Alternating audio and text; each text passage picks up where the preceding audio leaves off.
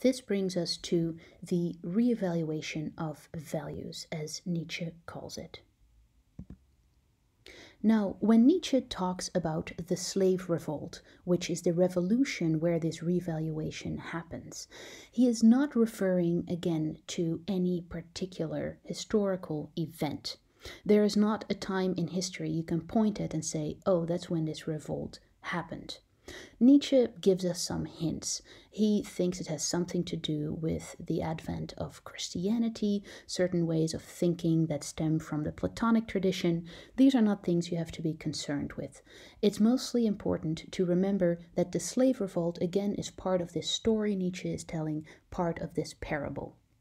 I'm emphasizing that because the word slave, of course, carries all sorts of very serious connotations. What Nietzsche means by slaves here is a mentality.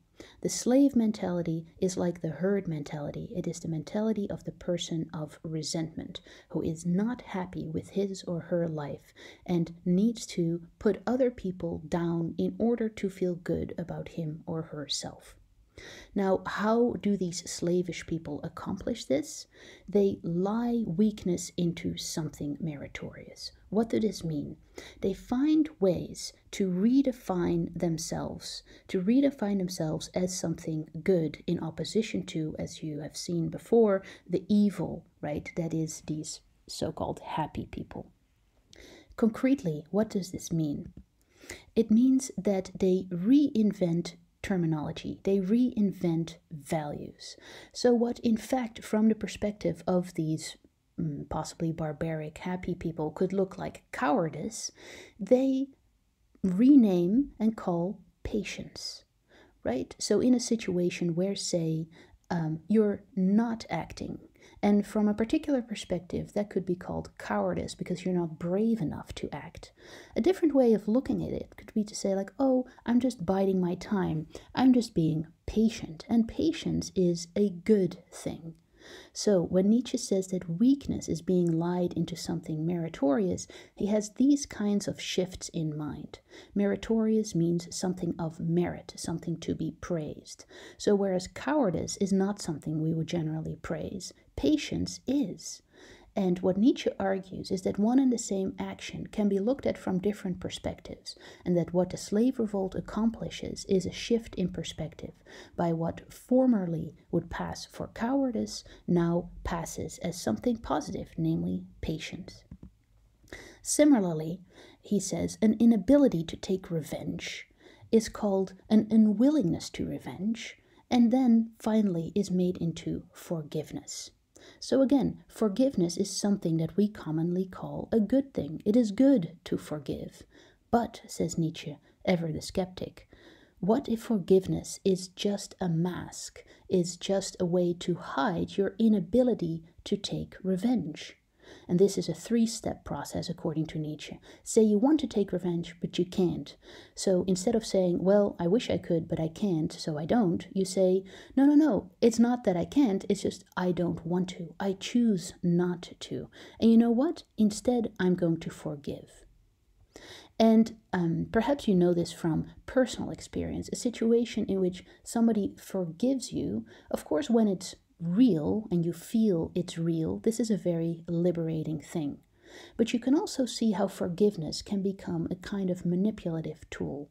Somebody who says, I forgive you, can, in many situations, be seen as placing themselves above you. I forgive you. You have done wrong, but I am so big a soul that I forgive you, thereby putting you down. And time again, Nietzsche says that these tools, that these values have become instruments to put others in their place, to keep others in check. Misery, he says, is converted into a sign of being chosen by God. Yes, I'm suffering in this life, but guess what? It means that God loves me and will eventually grant me a spot in heaven. That's, of course, in a religious context. More to the point for our conversation, he says, retaliation nowadays is called justice. Again, what we want to do is to retaliate, which is to avenge oneself. right? But that sounds kind of a dirty word, right? You're not supposed to retaliate. You're supposed to leave it to the objective powers of justice. Time and again, Nietzsche looks at this terminology and traces its genealogy, looks at its history to ask the question, are these universal values that we all admire actually that admirable? Can't they also be tools to exert power over others? Because eventually, he says, what happens in the slave revolt is that these values are forced onto the whole of society, and everyone who does not adopt these new values is henceforth evil. So you see now how we're coming full circle to this quote we started with. Let's look at a few of the particulars from this text. When we talk about universal values, looking at universal values, just the very concept of universal values from the perspective of Nietzsche's genealogy, we have to ask, okay, universal according to whom, right? Who says these things are universal? Are they in fact universal as in applying to everyone? Well, how do you know? Can you assume this without there being any central authority, like, for example, a god? Can you assume this without there being any central source who justifies the universality of those values? Or rather, are they values imposed by a group, right, the herd as Nietzsche calls it, in order to keep people who are inconvenient or problematic from this perspective, from the perspective of the herd, to keep them in check? This perhaps goes a little further, right, and may sound rather cynical, but when we talk about human dignity, like the European Charter does, are we talking about dignity or are we talking about mediocrity? I already told you that Nietzsche brings in maggots, or he refers to maggots in his text to talk about the masses of mankind that he sees in the late 19th century. He says the new virtue is sameness, and anyone who sticks out or is different is punished for that. Perhaps you know the movie The Incredibles, that plays a little bit with this Nietzschean theme. Now, leaving aside for the moment the rather problematic gender implications of the movie, right? The tremendously strong father, the very elastic mother, the invisible teenage daughter, etc.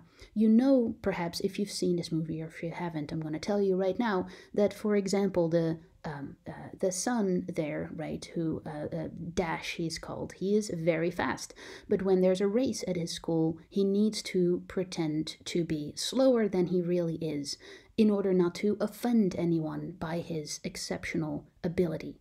You need to act normal.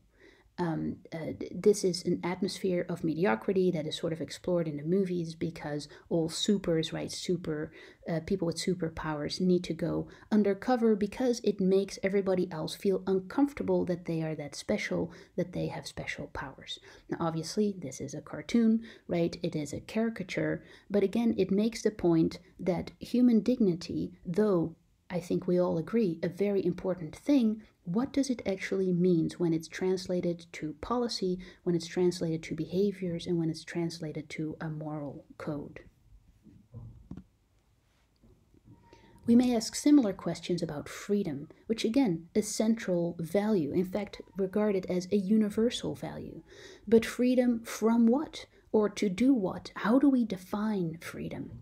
Right? When this lofty language comes down to earth, what does it mean? Freedom to wreck the planet, freedom to oppress each other, or freedom from oppression, but what does it mean? And as we know, we can even take that to an existential level like we did a week ago. Freedom essentially means that we create our own values. But if that is the case, if in fact we are free and all values are subjective, what do we do with this very notion of universality, those universal values that are central to the preamble of the charter you have read? Equality and solidarity are promoted as universal values. But here we can ask, with whom? Just think of the refugee crisis And you can raise all sorts of questions about especially these two concepts. If we are all equal, how do we justify closing the borders, right? If we are all equal, if we should have solidarity with everybody, then why are certain people excluded? Now, obviously, there are problems here that are so vast and so intricate that I don't want to paint them with broad strokes here. It's simply to drive home the fact that all these values, first of all, we have to ask, can they be universal? And if they are, what does it mean for a policy? What does it mean for our actual behavior? And who defines those terms? Who actually comes up with the rules connected to these values? Who gets to implement them? And who, we may say, is the victim of the way these rules are implemented? Similarly, security. What does security mean? From what or whom? Security, Nietzsche would argue, is actually a very typical resentment value. If you want to be secure, it tends to mean secure from something that you experience as a threat. But who is this threat, or what is this threat? Is it people who are not like you? Is this people who threaten your way of life? And if so, what does it say again about universality of these values?